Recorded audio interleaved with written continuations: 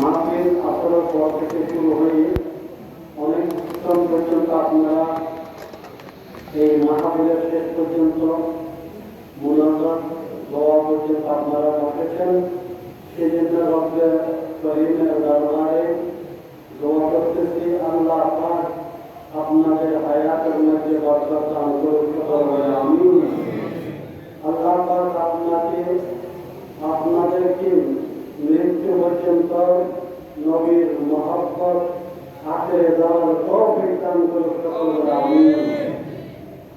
সকলকে মৃত্যুর সময় এই পবিত্র কালেমা লা ইলাহা ইল্লাল্লাহ মুহাম্মাদুর রাসূলুল্লাহ এই কালেমা পাঠ করে করে মুসলমান হিসেবে দুনিয়া থেকে যাবার সকলকে তৌফিক দান করুন। আমিন।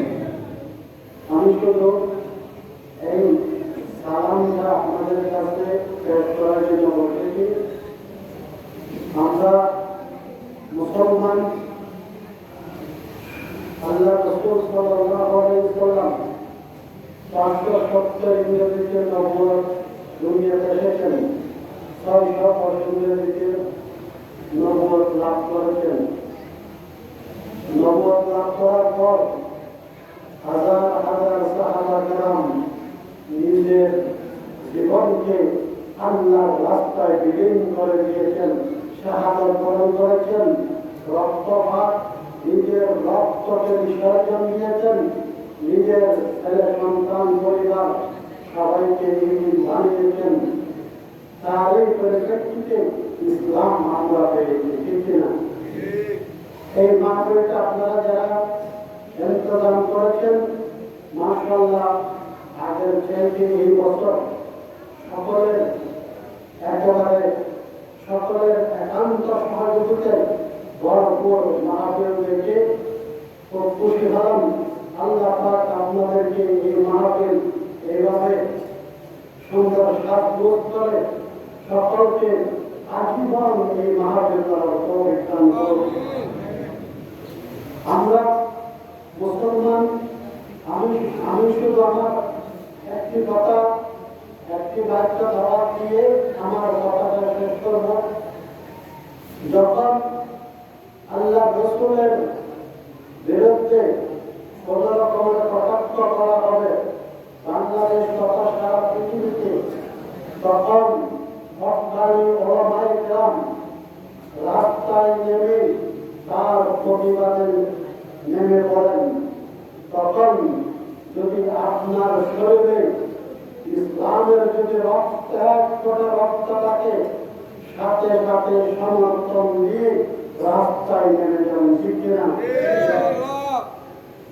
যদি আল্লাহ রাসূলের বিরুদ্ধে নাস্তিকবাদ লেগে আছে আর সারা পৃথিবীর মধ্যে এই নাস্তিকরা চাই কিভাবে ইসলাম শূন্য করে যাবে, আল্লাহ বলেন দুনিয়ার যতক্ষণ পর্যন্ত কিয়ামত হবে না ততক্ষণ পর্যন্ত আমার একজন বান্দা রাসূলের সৈনিক দুনিয়াতে জেগে থাকবে।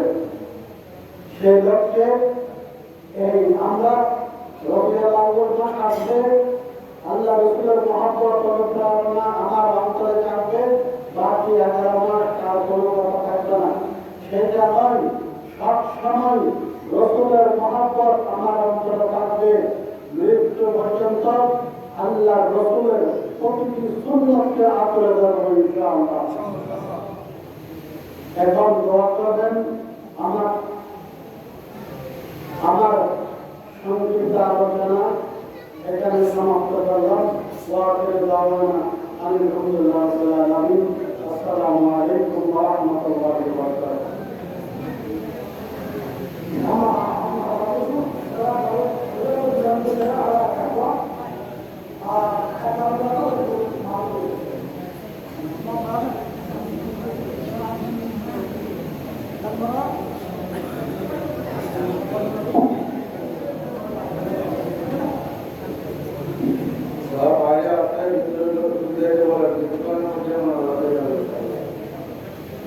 نحمده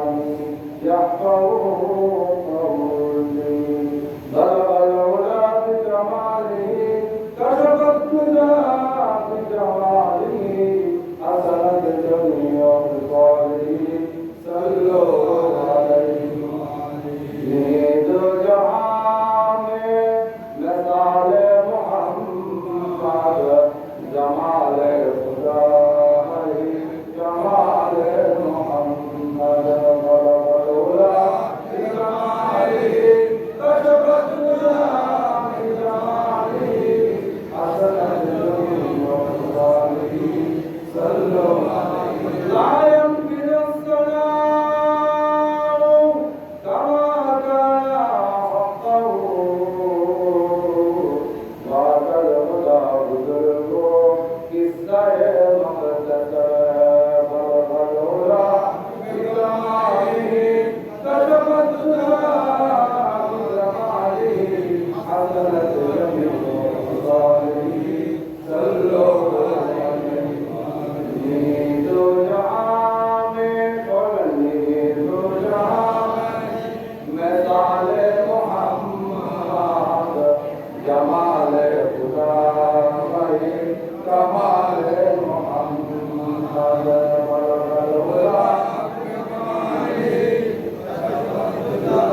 بجماله حسنت جميع خصاله صلوا عليه আমাদেরকে সুস্থ সবল রেখে দুটা চোখ দিয়ে হাত দিয়ে পা দিয়ে অঙ্গ প্রত্যঙ্গ সব কিছু দিয়া সুস্থ সবল রেখে আল্লাহর মসজিদে আসা দ্বীনের কথাবার্তা বলার শোনার তৌফিক দান করেছেন কোরআন এবং হাদিসের কথা বলার শোনার তৌফিক দান করেছেন বিশ্বনবী মুহাম্মদ রাসূলুল্লাহ সাল্লাল্লাহু আলাইহি ওয়াসাল্লামের সিরাত এবং মিরাজের আলোচনা করার শোনার তৌফিক দান করেছেন সেজন্য আমরা দিল থেকে শুকরিয়া আদায় করব আলহামদুলিল্লাহ আলহামদুলিল্লাহ আলহামদুলিল্লাহ আল্লাহ ইনশাআল্লাহ জিদানাকুম আলাইহি তাবারকুনা আযাবিল শাদীদ যখন বান্দা আমার নিয়ামত পাইয়ে শুকরিয়া আদায় করে তখন আমি তাকে নিয়ামত বাড়িয়ে দিই আর যখন নিয়ামতের নাশুকরিয়া করে তখন তার থেকে নিয়ামত ছিনিয়ে নিই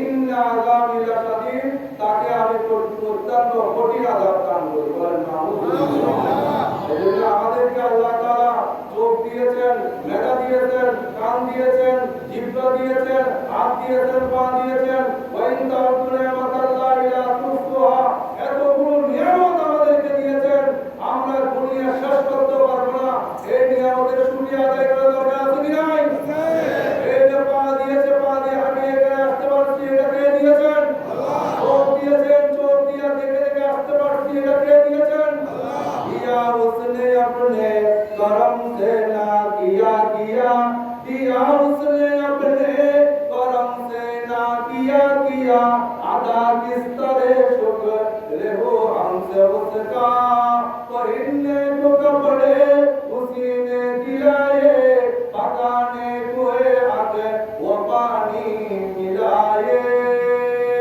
কত নিয়ামত আল্লাহ তাআলা আমাদেরকে দিয়েছেন বলি আশা করতে পারবো না এর নিঃশ্বাস গ্রহণ করি বাহির করি এটা যদি একবার 1 মিনিটের জন্য আল্লাহ বন্ধ করে দেয় আমি আর দুনিয়াতে থাকতে পারবো না তাই গ্রহণ করার বাহির করার মতো ক্যাপাসিটি এই নিঃশ্বাস এটা কে দিয়েছেন আল্লাহ শ্বাস গ্রহণ করার মতো জিহ্বা কে দিয়েছেন আল্লাহ সপ্ত জিনিস খাওয়ার মতো ক্যাপাসিটি দাঁত কে দিয়েছেন আল্লাহ ক্যাপাসিটি এই যে মেধা শক্তি এটা কে দিয়েছেন আল্লাহ ধরার মতো শক্তিওয়ালা হাত কে দিয়েছেন হাঁটার মতো পা কে দিয়েছেন আল্লাহ দিয়েছেন সেজন্য শুকরিয়া আদায় করতে হবে কার আল্লাহ বলে আলহামদুলিল্লাহি রাব্বিল আলামিন সমস্ত প্রশংসা কার জন্য সারা জাহানের পালনকর্তা সারা জাহানের পালনকর্তাকে আমাদেরকে রিজিক কে দেয় পরের পশুদেরকে রিজিক কে দেয় সাগরের মাছগুলোকে রিজিকের ব্যবস্থা কে করে দুনিয়াতে যত প্রকারের মাখলুকাত আছে সমস্ত মাখলুকাতের যার যে রিজিক দিয়ে তাকে পালতে হয় তার সেই প্রকারের রিজিকের ব্যবস্থা কে করে দিয়েছেন এজন্য আল্লাহ বলেন আলহামদুলিল্লাহি রাব্বিল আলামিন সমস্ত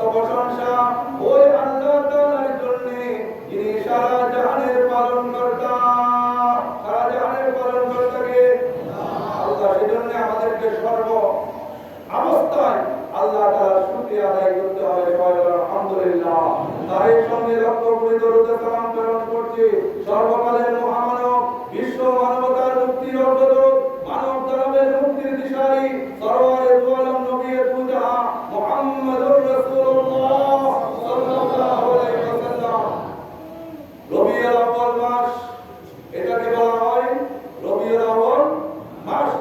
এই মাসে মুহাম্মদুর রাসূলুল্লাহ সাল্লাল্লাহু আলাইহি ওয়াসাল্লাম দুনিয়াতে আসছেন, এটাকে বলা হয় মিলাদুন নবী। রবিউল আউয়ালের 12 তারিখ রাসূলের সাল্লাল্লাহু আলাইহি ওয়াসাল্লাম দুনিয়াতে আসছেন, এটাকে বলা হয় মিলাদুন নবী। দুনিয়াতে আসছেন, আমরা খুশি না বেজার? বলেন হাত তুলেন, খুশি না বেজার? বলেন নারায়ে তাকবীর, নারায়ে তাকবীর, নারায়ে তাকবীর। আমরা সবাই রাসূল সেনা, আমরা সবাই রাসূল সেনা। আমার নবী তোমার নবী, আর আমার নবী তোমার নবী। কোরআন হাদিস যেখানে, কোরআন হাদিস যেখানে, কোরআন হাদিস যেখানে, নারায়ে তাকবীর। তো বিশ্ব নবী আসছেন, এই জন্য আমরা খুশি না বেজার? সারা দুনিয়া খুশি না বেজার? রে বোমানের প্রিয় মুহাম্মদ এলো রে দুনিয়ায়, আয় রে জাগাত আকাশ বাতাস দেশ বিজুলি আয়। রবীন্দ্রনাথ মহাকবি বলেন, সমস্ত জাহান রাসূল সাল্লাল্লাহু আলাইহি ওয়াসাল্লামের জন্য পাগল। আসমান রাসূলকে চায়, জমিন রাসূলকে চায়, চন্দ্র সূর্য গ্রহ নক্ষত্র রাসূলকে চায়, দিন রাসূলকে চায়, রাত্র রাসূলকে চায়। আল্লাহ তাআলা রাসূলকে অনেক সময় দিয়েছেন, সুবহে সাদিকের সময়, যে সময় দিনের অংশ রাত্রের অংশ জমিনকে দিয়েছেন। আল্লাহ আসমান ওয়ালারা বলেন, আল্লাহ আমরা তো নবীকে পাই নাই, আমাদেরকে নবীকে দিয়ে ধন্য করেন। আল্লাহ তাআলা আসমান ওয়ালাদেরকে আশ্বস্ত করলেন, তোমরা একটু অপেক্ষা করো, আমি 7 আসমানকে রাসূলকে দান করব। বলেন সুবহানাল্লাহ। কিয়ামতের সময় বিশ্ব নবী মুহাম্মদুর রাসূলুল্লাহ সাল্লাল্লাহু আলাইহি ওয়াসাল্লাম 1 আসমান, 2 আসমান, 3 আসমান, 4 আসমান, 5 আসমান, 7 আসমান পর্যন্ত গেছেন। সিদরাতুল মুনতাহা জিবরাইল নিয়ে গেছেন, জিবরাইল আর সামনে যেতে পারে না। আগর এক ছেলে মুহ ইয়ামারতার পরম বরুন বরুনে পর্দাল্লি বরুনে তাজাল্লি বরুদাত সালাম। হে জিবরাইল, তুমি এই পর্যন্ত আমাকে নিয়ে আসছো, সামনে আর অগ্রসর হও না কেন? পিছনে কেন তুমি তাকিয়ে গেছো? বলল, ওইখানে আমার মতন যে ফেরেশতা সেখানে যাওয়ার কোনো অধিকার নাই, সেখানে যাওয়ার অনুমতি নাই। আমার সমস্ত পাখাগুলো জলে সরকার হয়ে যাবে, কোন নবীও সেখানে যেতে পারে নাই। মুহাম্মদুর রাসূলুল্লাহ সাল্লাল্লাহু আলাইহি ওয়াসাল্লাম একেবারে 7 আসমান ভেদ করে সিদরাতুল মুনতাহা শেষ করে আল্লাহ তাআলার সাথে একেবারে সরাসরি বসে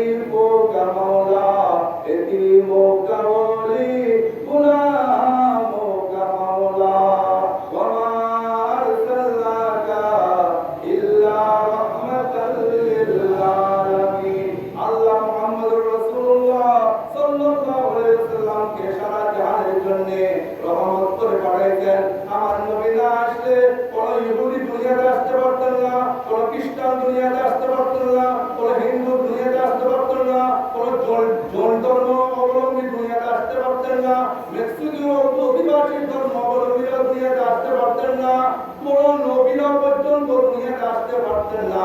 চন্দ্র হতো না, সূর্য হতো না, গ্রহ নক্ষত্র হতো না, আসমান জমিন কিছুই হতো না। আল্লাহ তাআলা সমস্ত কিছুর জন্য আমার নবীকে রহমত করে পাঠাইলেন। বলেন সুবহানাল্লাহ।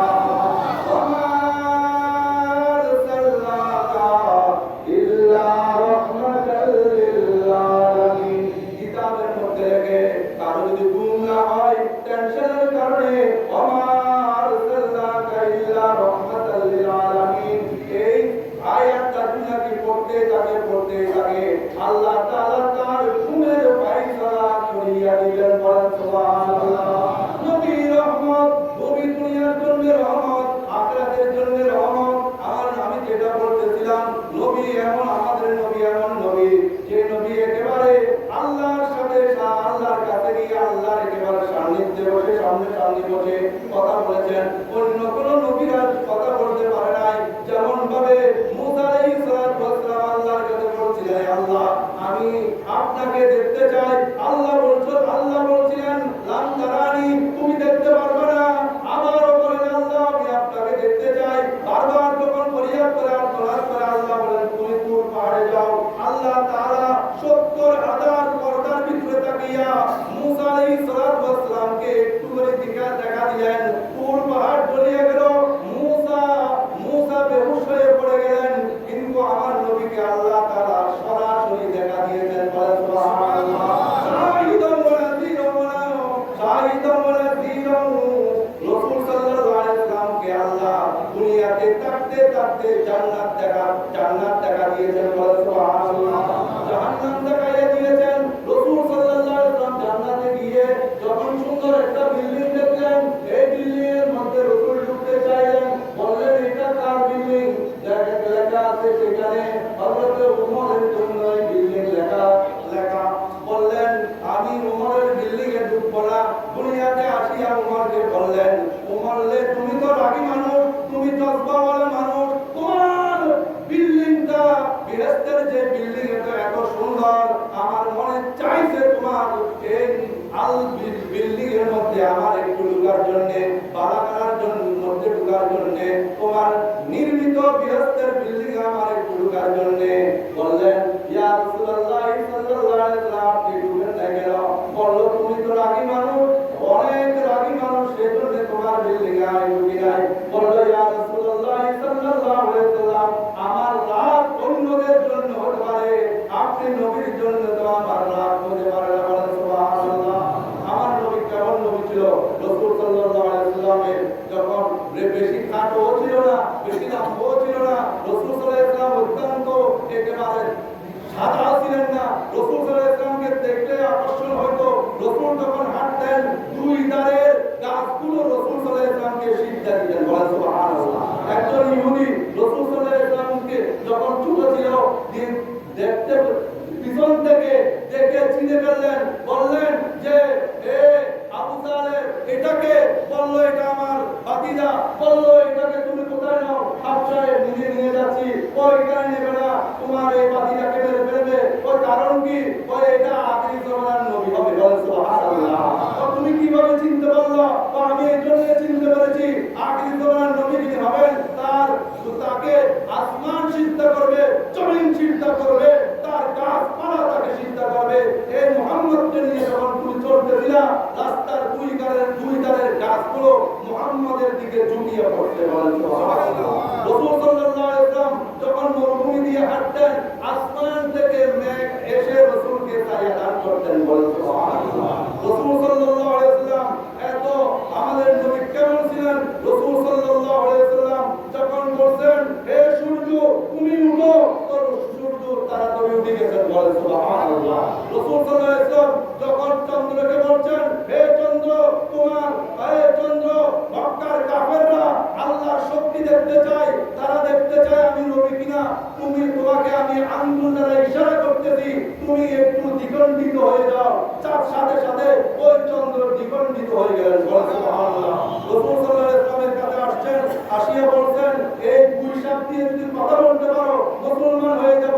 রাসূল সাল্লাল্লাহু আলাইহি ওয়াসাল্লাম বললেন হে পুঁইশাক তুমি বলো আমি কে? পুঁইশাকের মুখ দিয়ে জবান দিয়ে বাইর হয়ে গেল আশহাদু আল্লাহ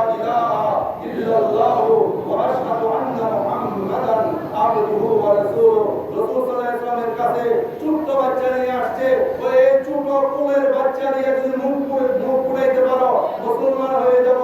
রাসূল বললেন, এত লম্বা লম্বা ঘটনা আমি আজকে সংক্ষেপে বলে দিচ্ছি।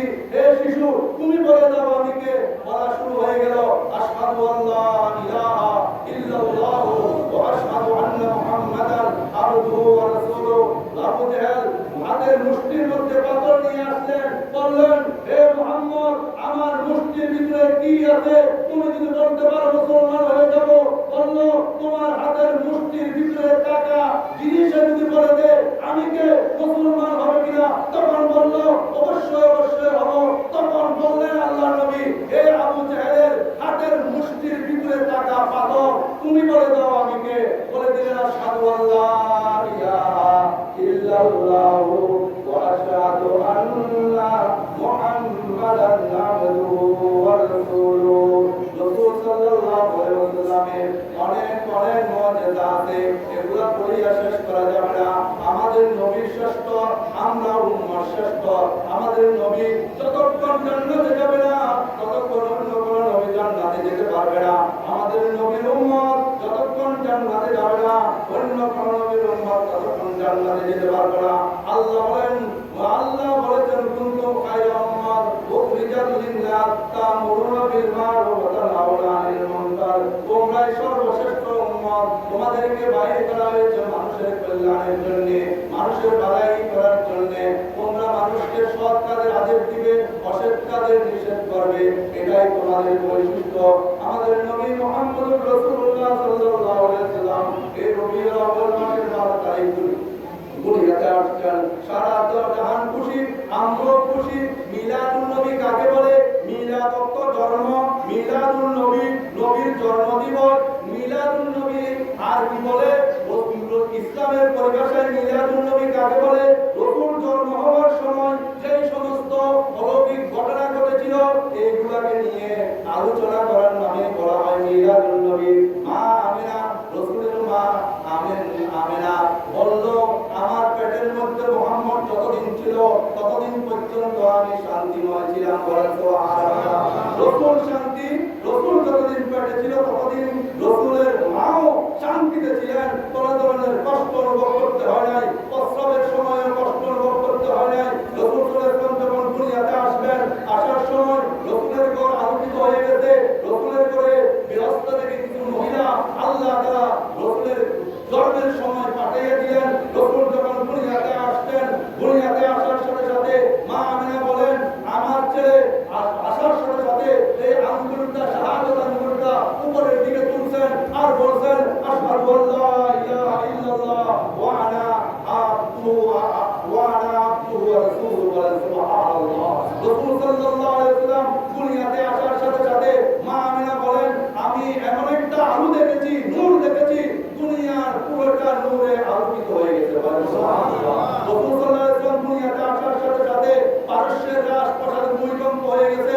রাসূল সাল্লাল্লাহু আলাইহি ওয়াসাল্লাম দুনিয়াতে আসার সাথে সাথে পারস্যের 1 বছর ধরে প্রজ্বলিত আগুন সাথে সাথে নিভে গেছে। রাসূল সাল্লাল্লাহু আলাইহি ওয়াসাল্লাম দুনিয়াতে আসার সাথে সাথে মক্কা শরীফের ভিতরে মূর্তি 360টি মূর্তি ঢুকায় রেখেছিল। এই পবিত্র মক্কাকে অপবিত্র করে রেখেছিল। রাসূল যখন দুনিয়াতে আসার সাথে সাথে ওই মূর্তিগুলোকে কেউ বাঁধতে হয় নাই, এমনি এমনি বাঁধি গেছে। বলেন সুবহানাল্লাহ। জাল হক ওয়া জাহাল বাতিল, এই দুনিয়ার বাতিলরা হক আসি গেছে, বাতিল নিষ্পেষিত হয়ে যাবে, হক চিন্তা হবে, সেটারে বাস্তব প্রমাণ। রাসূল সাল্লাল্লাহু আলাইহি ওয়াসাল্লাম যেদিন দুনিয়াতে আসলেন, বহিরাগত এক ইহুদি মক্কার কাফেরদেরকে জিজ্ঞাসা করতেছেন, আজকে কোন সন্তান জন্মগ্রহণ করেছে কিনা তোমাদের এই কুরাইশ বংশের মধ্যে? বলল, আমাদের তো জানা নাই। তদন্ত করলেন, তদন্ত করে জানতে পারলেন মুহাম্মাদের আব্দুল্লাহর ঘরে একটা সন্তান জন্মগ্রহণ করলেন। এই সংবাদ পাইয়া যখন মুহাম্মদকে দেখতে আসলেন, দেখতে আসার সাথে সাথে যখন দেখলেন, দেখার সাথে সাথে বেহুশ হয়ে পড়ে গেলেন। বেহুশ থেকে যখন হোশে আসলো, জিজ্ঞাসা করলো, এই ইহুদি, তুমি মুহাম্মদকে দেখার সাথে সাথে বেহুশ হয়ে গেল কেন? তখন বলল, এতদিন পর্যন্ত যত নবীগুলো আসছে অধিকাংশ নবীগুলো ইহুদি বংশ দিয়ে আসছে, বনি ইসরাইল দিয়ে আসছে। আমি মনে করেছিলাম আখির জামানার নবী যিনি হবেন তিনিও বনি ইসরায়েল দিয়ে হবেন, কিন্তু উনি তো বনি ইসরায়েল দিয়ে আসে নাই, এটা কুরাইশ বংশের মধ্যে আসছে, হাশিমি বংশের মধ্যে আসছে। জিবরাইল বলেন আমি সারা পৃথিবী সাই করেছি, ভ্রমণ করেছি, কুরাইশ বংশের চাইতে উত্তম কোন বংশ আমি পৃথিবীর মধ্যে দেখি নাই। সেই বংশের মধ্যে আমাদের নবী মুহাম্মদুর রাসূলুল্লাহ সাল্লাল্লাহু আলাইহি ওয়াসাল্লাম দুনিয়াতে আসছেন। আর আমি বেহুশ হয়ে গেছি কেন? এই জন্যই আমি বেহুশ হয়ে গেছি, আখির জামানার নবী যিনি হবেন তার দুই বাহুর মাঝখানে নবুয়তের একটা শিল মোহর থাকবে, সেখানে লেখা থাকবে মুহাম্মদ রাসূলুল্লাহ। আমি দেখতে পাইলাম এই শিশু মুহাম্মদের দুই বাহুর মাঝখানে নবুয়তের শিল দেখতে পেয়েছি, আমি সেজন্য বেহুশ হয়ে পড়ে গেছি। সুবহানাল্লাহ। এজন্য এটাকে বলা হয় মিলাদুন নবী সাল্লাল্লাহু আলাইহি ওয়াসাল্লাম। মিলাদুন নবীর আলোচনা হবে, মিলাদুন নবীর আলোচনা শুনতে পারবো, করতে পারবো। মিলাদুন নবীর পালন বাস্তবায়ন করা যাবে না, কারণ রাসূল যেভাবে দুনিয়াতে আসছে অন্য কারো মিলাদ, অন্য কারো জন্ম সেইভাবে হবে না। কিন্তু রাসূল সাল্লাল্লাহু আলাইহি ওয়াসাল্লাম যে কোরআন এবং কোরআন নিয়ে আসছেন, রাসূল যে হাদিস নিয়ে আসছেন, এই হাদিস কোরআন এবং হাদিস অনুযায়ী আমল করার জন্য আল্লাহ তাআলা বলেছেন মা আতাকুম রাসূল ওয়া মা নাহাকুম আনহু ফান্তাহু। আমি যাহা নিয়ে আসছি তোমরা তাহা করো, আর যেগুলো ছাড়তে বলছে এগুলো ছাড়ো। আর রাসূল সাল্লাল্লাহু আলাইহি ওয়াসাল্লাম বলেছেন ইন্নাকা, আল্লাহ তাআলা বলেছেন ইন্নাকা আলা কুলুবিন আযীম। হে মুহাম্মদ তুমি মহান আদর্শের উপরে, মহান চরিত্রের উপরে তুমি প্রতিষ্ঠিত, তোমার চরিত্রের চাইতে উত্তম কোন চরিত্র আর হতে পারে না। হযরত আয়েশা সিদ্দিকাকে জিজ্ঞাসা করলেন মুহাম্মদ কেমন ছিল? মুহাম্মদ হুবহু কোরআন ছিল। বলেন সুবহানাল্লাহ। কারণ কোরআন যেভাবে চলার জন্য বলেছেন মুহাম্মদ সাল্লাল্লাহু আলাইহি ওয়াসাল্লাম সেভাবে চলেছেন। কুল ইন কুনতুম তুহিব্বুনাল্লাহ ফাত্তাবিউনি ইউহিব্বুকুমুল্লাহ ওয়া ইয়াগফির লাকুম যুনুবাকুম ওয়াল্লাহু গফুরুর রহিম। আল্লাহকে যদি মহব্বত করি মুহাম্মদের ইত্তেবা করতে হবে, মুহাম্মদের যদি ইত্তেবা করতে হয় ওয়া ইয়াগফির লাকুম যুনুবাকুম, আল্লাহ তাআলা তোমাদের গুনাহসমূহকে মাফ করে দিবেন। আল্লাহু গফুরুর রহিম, আল্লাহ অত্যন্ত ক্ষমাশীল এবং দয়ালু। এজন্য রাসূল সাল্লাল্লাহু আলাইহি ওয়াসাল্লাম দুনিয়াতে আসলেন আদর্শ শিক্ষা দেওয়ার জন্য, সুন্নাত শিক্ষা দেওয়ার জন্য। যে ব্যক্তি রাসূল সাল্লাল্লাহু আলাইহি ওয়াসাল্লামের আদর্শ মোতাবেক চলবে, সুন্নাত অনুযায়ী চলবে, আল্লাহর নবী তাকে বেহেশতের গ্যারান্টি দিয়েছেন। সুবহানাল্লাহ। এক সাহাবী বলতেছেন ইয়া রাসূলুল্লাহ সাল্লাল্লাহু আলাইহি ওয়াসাল্লাম আমি আপনার সাথে জান্নাতে থাকতে চাই। রাসূল বললেন তুমি আমাকে এত মহব্বত করো, ঠিক আছে তোমাকে আমি জান্নাতে নিয়ে যাব। সেইটা বলে নাই, রাসূল বললেন তুমি নামাজ তুমি বেশি বেশি সিজদা করো, বেশি বেশি সিজদা করে আমাকে সহযোগিতা করো, তাহলে তোমাকে আমি জান্নাতে নিয়ে যেতে পারবো। সুবহানাল্লাহ। নামাজ পড়া বাঁচার উপায় নাই, নামাজ পড়বেন, আপনার সমস্ত জরুরত আল্লাহ তাআলা ব্যবস্থা করে দিবেন। আপনি হাত করে নামাজ পড়েন, তাহাজ্জুদের নামাজ পড়েন, যত প্রকারের নামাজ আছে আপনি বেশি বেশি করে পড়েন, তখন আল্লাহ তাআলা আপনার সকল সমস্যার সমাধান দিয়ে দেবে। আপনি মিলাদুন নবী পালন করেন, সিরাতুন নবী পালন করেন। শুধু এমনি আমি বিরিয়ানি পাকাইলাম, রাস্তাঘাটে কোলাকুলি করলাম, আমি বাতি জ্বলাইলাম, এগুলা দিয়ে কোনো কাজ হবে না। সুন্নাত পালন করতে হবে, রাসূলের আদর্শ মোতাবেক চলতে হবে। আল্লাহ তাআলা আমাদের সবাইকে সময় কম সময়ের জন্য তাআলা